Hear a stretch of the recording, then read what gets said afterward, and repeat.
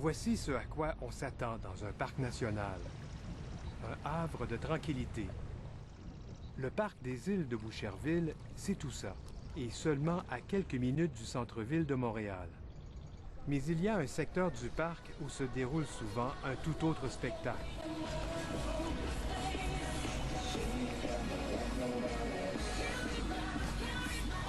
Dans le secteur ici, que je pourrais dire, mettons, le chenal qu'on appelle nous autres le chenal Grande-Rivière, et puis une partie du Bras-Nord, il y a de plus en plus de plaisanciers qui fréquentent le parc, qui viennent séjourner durant la nuit, ou ils viennent durant le jour, ils s'ancrent, ils s'attachent plusieurs, un à côté de l'autre. Et puis il y a quand même aussi des centaines de passages de yachts qui se font dans les chenaux. Des gens qui viennent voir ce qui se passe à l'intérieur puis qui ressortent. On peut compter jusqu'à 200 plaisanciers, surtout le dimanche, dans cet espace d'une quinzaine de mètres de large sur 600 de long. J'ai l'impression que c'est tellement beau que ça attire les gros bateaux, puis les gros bateaux viennent s'ancrer, puis là, ça fait du monde. Fait que ça, c'est peut-être un peu déplaisant. Ben, moi, j'ai réglé le problème en commençant mes sorties de kayak très tôt le matin, justement pour éviter le trafic. 350 000 personnes fréquentent le parc des îles de Boucherville chaque année. Des habitués et des experts, et aussi des novices. Mais la présence des bateaux motorisés gâche parfois leur expérience, et ils s'en plaignent. En fin de semaine, effectivement, la musique était à tue-tête. Il y avait 4 bateaux d'attachés. La musique était comme d'une discothèque. Et puis là, c'était vraiment insoutenable. Les gens, mes employés, avaient de la difficulté à se faire comprendre des clients quand ils donnaient des consignes de sécurité. Au-delà de ces excès sonores, il y a des risques de sécurité. Puis il y a plein aussi de risques, on appelle ça des oufs en santé-sécurité. Il y a plein de oufs quand on utilise le bac, au travers des canots, des kayaks. C'est un trafic carrément fou ici le dimanche. C'est catastrophique, là. Il y a quelques semaines, le câble du traversier utilisé chaque jour par 1800 cyclistes et marcheurs, leur seul moyen de traverser le chenal, a été sectionné par un plaisancier. On en est arrivé avec la conclusion que pour un petit bout de chenal, à peu près de 600 mètres, qu'il y a une incompatibilité profonde là, entre la mission du parc et la conservation, puis la pratique des activités plus douces de plein air, puis la navigation de plaisance. Ailleurs dans le parc, là où le niveau d'eau n'est pas assez élevé pour permettre l'accès aux gros motorisés, le problème est moins criant.